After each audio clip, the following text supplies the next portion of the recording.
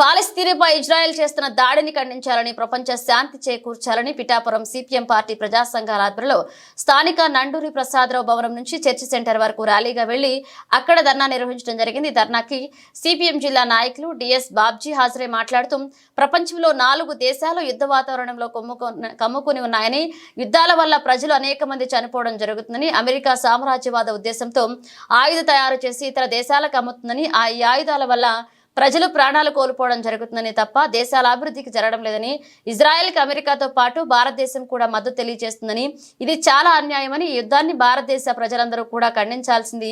ఎప్పటి నుంచో పాలస్తీనాకు భారతదేశం అండగా ఉంటుంది, కానీ బీజేపీ ప్రభుత్వం ఇజ్రాయెల్కి అండగా ఉండడాన్ని ప్రజలందరూ వ్యతిరేకించాలన్నారు.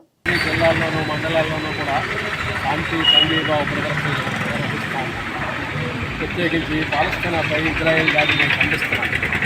ఇజ్రాయెల్ దాడి అనేకంటే పశ్చిమ దేశాలు అమెరికా మద్దతుతో సాగుతున్నటువంటి దాడి అని దాన్ని తీవ్రంగా ఖండిస్తున్నాం. ఇదే సందర్భంలో ఉక్రెయిన్ రష్యాల మధ్య జరుగుతున్న యుద్ధం కూడా ముగింపు చేయాలని పాలస్తీనా ప్రజలు అది చాలా చిన్న ప్రాంతం కాక దాని మీద ప్రత్యేక దాడి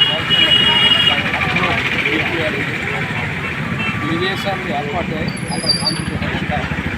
ఇజ్రాయిల్ పాలస్తీనా దేశాలు ఏర్పడాలి, పాలస్తీనా పునర్నిర్మాణం జరగాలి. అలా జరిగినప్పుడే శాంతి నెలకొంటుందని చెప్పి తెలియజేస్తారు.